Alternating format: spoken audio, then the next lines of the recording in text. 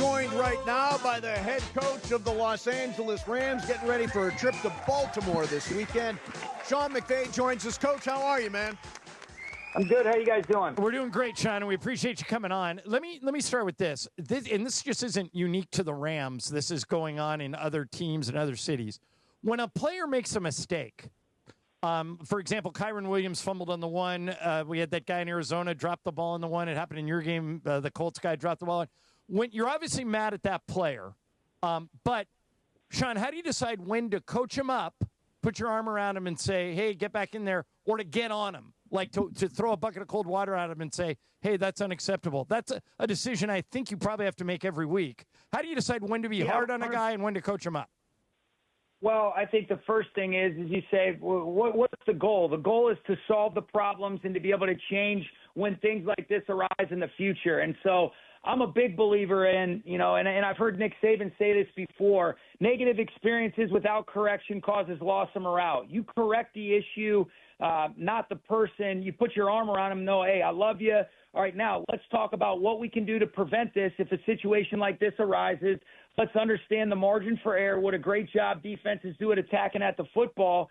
And it's no different than if you watch boxing or UFC, you drop your gloves and that you leave that chin susceptible, man. It's just that one time you don't have that offhand cover in that traffic, and people can make you pay. And, so I'm a big believer in you're in it with them. You correct it. You inspire them to want to be able to do right with solution-oriented things. That's our style. That's how we roll, and that's what I think elicits the best responses that we're hunting up. Sean, a lot of fans have pointed out to us this week when we take calls that Kyren actually got hit in the head before they poked the ball out of there. And it looked like the guy was trying to do that punch where they punched the rabbit punch, peanut punch, but they hit Kyren in the head.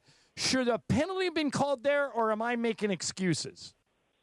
Yeah, I've moved on to the Ravens. We correct that issue. No matter what I say right now, we still didn't get it done, and we're a 3-2 football team.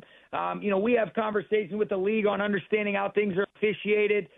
They're imperfect, but, whether it was or wasn't doesn't really have any effect on how we're preparing for the Ravens.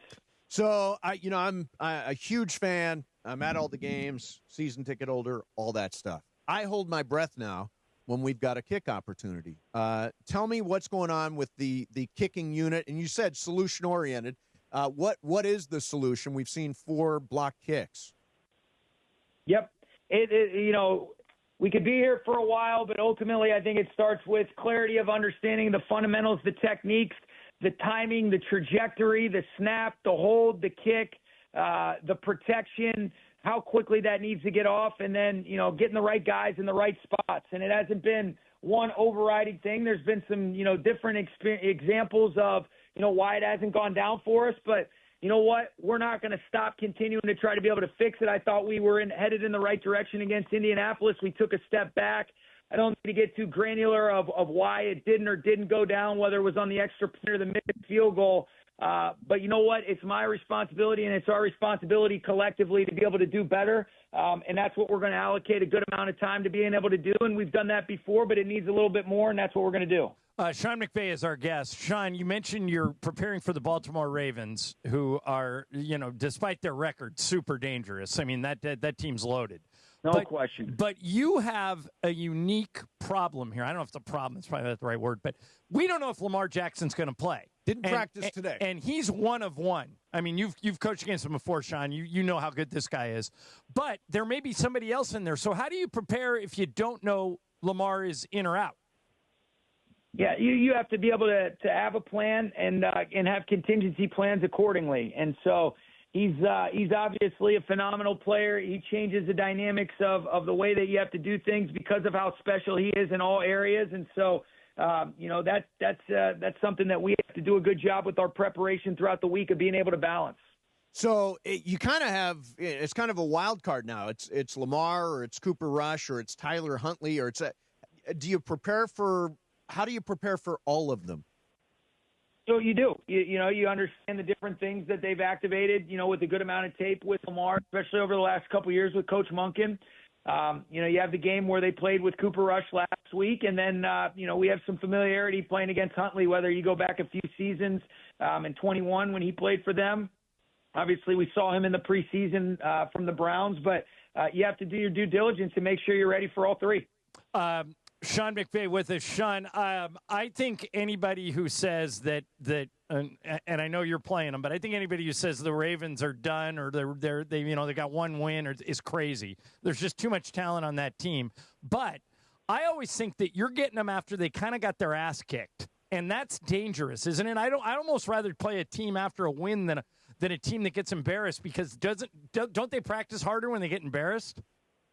No, I think you just said it. I mean, humility is only a day away in this league, and so we're not going to fall into the trap of taking, of not being totally ready to go and try to do our best to be at our best when that ball's kicked off and sustain that through 4 quarters. We're going to continue to strive to be able to do that. We've had some good moments this season. I do like this. I love this football team that we have, but we know what it takes to be able to go prepare against a great opponent, a great coach team, great personnel, great schemes. I ain't buying into any of that shit. Yeah. So what do you do with the 3 extra days because you had a Thursday game? Does that mean you get a break, or does that mean you spend 10 days on Baltimore? How's that go? That the 11 games, the 3 games in 11 days. That you give the players off. You let them come back rejuvenated, refreshed on Monday. And I think it's important for the coaches to stay fresh. We're 5 games into this thing. I think we're at our best when we're clear, we're sharp, we're able to get some good time with our families. Guys do some stuff on their own. You try to be able to get ahead, but I just am a big believer in making sure that, we're at our best when we're fresh, we're sharp, we're crisp. We're not going to just make stuff up. And so I think that balance is key and critical, taking good care of yourself physically, mentally, and emotionally for players and for the coaches. All right, Sean, last thing for me, we always kind of end on something light. Do you know what JJ's going to wear for Halloween this year? And will you and Veronica dress up, or do you just leave it to him? You know what? Jordan, he's got a couple outfits right now. He could be a dinosaur. He could be Spider-Man. He went to a little birthday party where they dressed up. He looked like a jacked little Spider-Man the other day. I was laughing. It was pretty funny.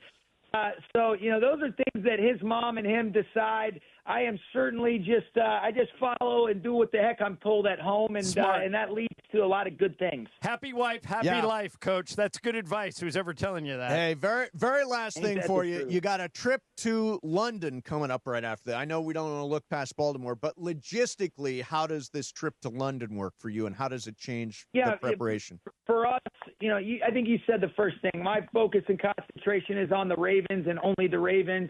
We'll just stay out in Baltimore for that week after the game. We'll train. We'll get our preparation for the Jaguars done, and then we'll fly out there on Friday.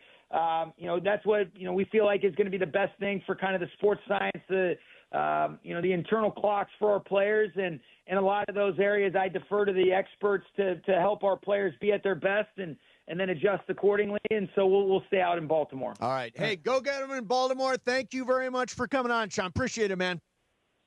Hey, appreciate you guys. All right. See you, Sean.